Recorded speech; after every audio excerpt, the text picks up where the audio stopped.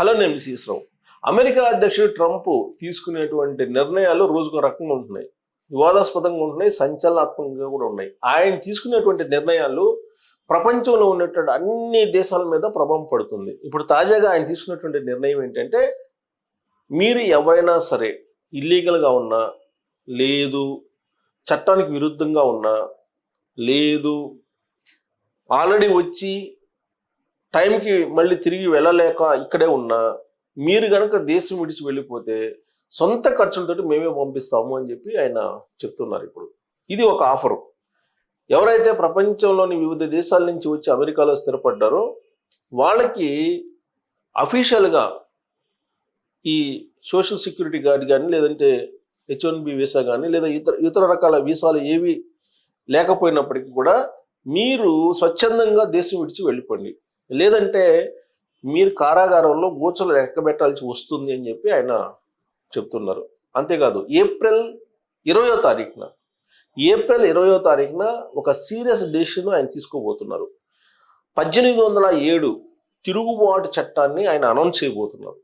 చూచాయిగా ఈ విషయాన్ని ఆయన చెప్పారు. వైట్ హౌస్ కూడా లీక్ చేసింది. ఆయన ఇప్పుడు రక్షణ శాఖ నుంచి, అలాగే హోమ్లాండ్ సెక్రటరీ నుంచి వచ్చేటువంటి నివేదిక కోసం వెయిట్ చేస్తూ ఉన్నారు. ఆ నివేదిక వచ్చిన తర్వాత ఇమీడియట్గా తీసుకున్నటువంటి యాక్షన్ ఏంటంటే, ట్రంప్ 1807 తిరుగుబాటు చట్టాన్ని ఆయన అమల్లోకి తీసుకురాబోతున్నారు. అదేంటంటే అత్యవసర పరిస్థితి, అంటే ఎమర్జెన్సీని ప్రకటించబోతున్నాడు. ఎమర్జెన్సీని ప్రకటిస్తే కనుక అప్పుడు ఏమవుతుందంటే, దొరికిన వాళ్ళని దొరికినట్టు తీసుకెళ్ళిపోయి జైలులో పెట్టడం, ఇల్లీగల్గా ఉన్నటువంటి వాళ్ళని. ఇలా ఇల్లీగల్గా ఉన్నటువంటి వాళ్ళు 12 లక్షల మంది ఉన్నారని చెప్పి ప్రాథమికంగా అంచనా వేస్తుంది ట్రంప్ ప్రభుత్వం. ఈ 12 లక్షల్లో సుమారుగా 3 లక్షల మంది ఇండియన్స్ ఉంటారు అని చెప్పి అంచనా వేస్తున్నారు. ఈ 3 లక్షల్లో తెలుగు వాళ్ళు కనీసం 1.5 లక్ష మంది ఉండొచ్చు అని చెప్పి అంటున్నారు. అంటే వీళ్ళందరూ తిరిగి రావాల్సిన పరిస్థితి. ఆల్రెడీ కొత్త జంటలకి కొన్ని నిబంధనలు పెట్టారు, అలాగే డిపెండెంట్స్కి కొన్ని నిబంధనలు పెట్టారు, గ్రీన్ కార్డు హోల్డర్స్కి కూడా నిబంధనలు పెట్టారు. గ్రీన్ కార్డు ఉన్నప్పటికీ మీరు అమెరికా పౌరులు కాదు అనేటువంటి విషయాన్ని చెప్తున్నాడు ట్రంప్. అమెరికా పౌరుల కింద మీరు భావించడానికి లేదు అని చెప్తున్నారు. పైగా ఎప్పటికప్పుడు డేటాని అప్డేట్ చేసుకోమంటున్నారు. అప్డేట్ చేసుకునేటువంటి టైం కూడా ఇచ్చేశారు. ఇప్పటికే శరణార్థులుగా వచ్చి అమెరికాలో ఉన్నటువంటి 90,000 కుటుంబాలకి సుమారుగా ఆయన నోటీసులు పంపించారు.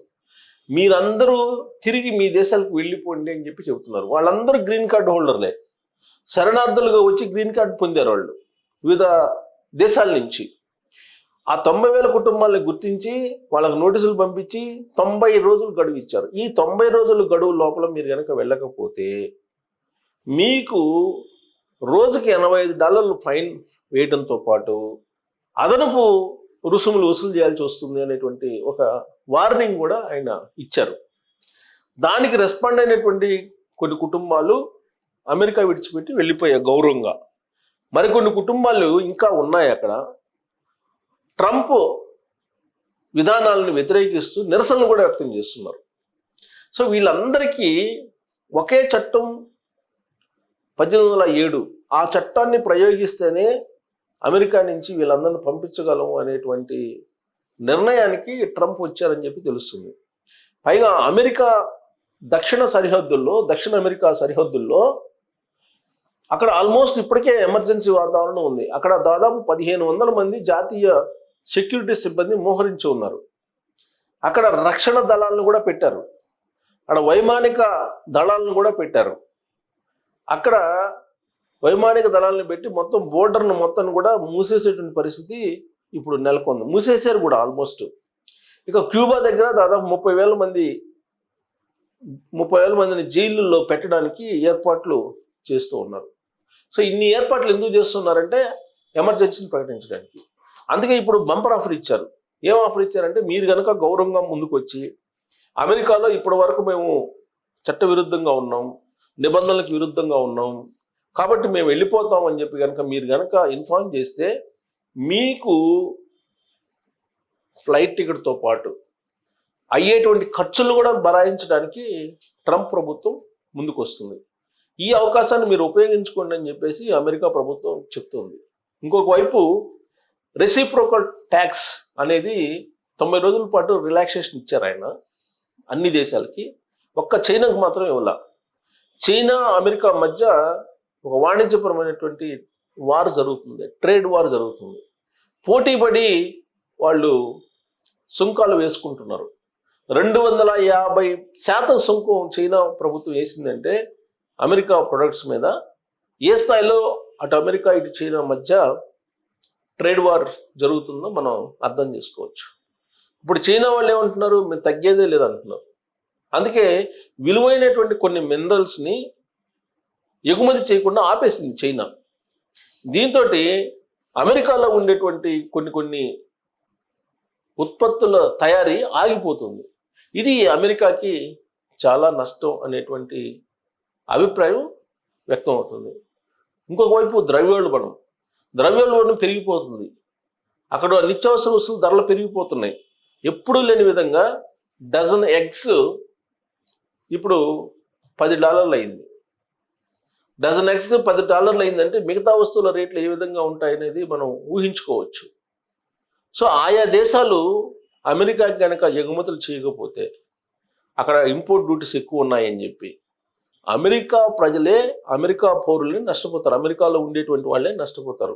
మీకు గుర్తుంటే కనుక గత ఏడాది ఇండియా నుంచి రైస్ ఎక్స్పోర్ట్స్ ఆగిపోయాయి. దీంతో అక్కడ గ్రాసరీ స్టోర్స్లో రైస్ లేదు. ఉన్నటువంటి రైస్ని కొనుగోలు చేయడానికి పోటీ పడి భారీ క్యూలతోటి మనకు కనిపించారు చాలామంది, మనకు ఎన్ఆర్ఐలు కూడా. ధర కూడా అత్యధికంగా పెట్టి కొన్నారు. సో అలాంటి పరిస్థితి ఇప్పుడు అమెరికాలో రాబోయేటువంటి రోజుల్లో రాబోతుందని చెప్పి మనం చెప్పచ్చు. అందుకే ట్రంప్ ముందుగానే ఏం చెప్తున్నాడంటే, మీరు ఇక్కడి నుంచి వెళ్ళిపోండి, గౌరవంగా వెళ్ళిపోతే మేము ఛార్జీలు ఇచ్చేసి మీకు గౌరవప్రదంగా అన్ని సౌకర్యాలు, అన్ని ఏర్పాట్లు చేసి మీ దేశానికి పంపిస్తాం. అలా కాకుండా మేము ఇక్కడే ఉంటాం, మేము ఇక్కడే తింటాం, ఇక్కడే తిరుగుతాం, ఇక్కడే చస్తాం అని చెప్పి అనుకుంటే మాత్రం మిమ్మల్ని పట్టుకొని జైళ్ళల్లో పెట్టి చేతులు కాళ్ళు కట్టేసి మీ స్వదేశానికి పంపిస్తామని చెప్పి చెప్తుంది ట్రంప్ ప్రభుత్వం. మరి ఆయన ఈ ఆఫరు ఈ నెలాఖరు వరకు ఇచ్చారు. ఈ నెలాఖరు లోపల మీరు మీ దేశాలకు కనుక గౌరవంగా వెళ్తే అన్ని ఖర్చులు భరాయిస్తామని చెప్తున్నారు. ఈ నెలాఖరు వరకు చూసి ఆయన 20వ తారీఖున ఒక నిర్ణయం తీసుకోబోతున్నారు. మరి ఆ 20వ తారీఖు తీసుకుంటారా, కొంచెం పోస్ట్ పోన్ చేస్తారా అని అంటే, మరి ఈ నెలాఖరు వరకు స్వచ్ఛందంగా వెళ్ళిపోమని చెప్పి చెప్తున్నారు కాబట్టి ఒకసారి రిలాక్సేషన్ ఇవ్వచ్చు. ఎందుకంటే రక్షణ శాఖ నుంచి, అలాగే హోమ్లాండ్ సెక్యూరిటీ నుంచి నివేదిక రావాలి. అది వచ్చిన తర్వాత ఈయన స్టడీ చేయాలి. ఈయన ఎగ్జిక్యూటివ్ ఆర్డర్ ఏదైతే ఇచ్చారో దాని యొక్క ప్రోగ్రెస్ రిపోర్ట్ ఎలా ఉందో వీటన్నిటిని అధ్యయనం చేసిన తర్వాత ఒక నిర్ణయం తీసుకుంటారు. ఈ లోపుగా గౌరవంగా వెళ్ళకపోతే కనుక బలవంతంగానైనా సరే ఆయా దేశాలకి, వాళ్ళని సొంత దేశాలకి, స్వదేశాలకి పంపించడానికి ట్రంప్ ప్రభుత్వం సిద్ధమైంది. కాబట్టి గౌరవంగా మీరు మీ దేశాలకు వెళ్ళిపోతారా, లేదంటే బలవంతంగా జైళ్ళలో మగ్గి అక్కడి నుంచి స్వదేశాలకు చేరుకుంటారనేది అక్రమంగా, ఇల్లీగల్గా ఉన్నటువంటి అమెరికా విదేశస్తుల ఇష్టం. దాంట్లో మనవాళ్ళు కూడా ఉన్నారు. సో మనవాళ్ళు కూడా ఇబ్బందులు పడుతున్నారు. మరి అక్కడ ఉన్నటువంటి ఇబ్బందులు ఏంటి, ఇదంతా కూడా స్పెక్యులేషన్ అయినా లేదంటే అక్కడ ప్యానిక్ సిచ్యువేషన్ ఉందా అనే దాని మీద మీరు కామెంట్ చేయొచ్చు. Thank you.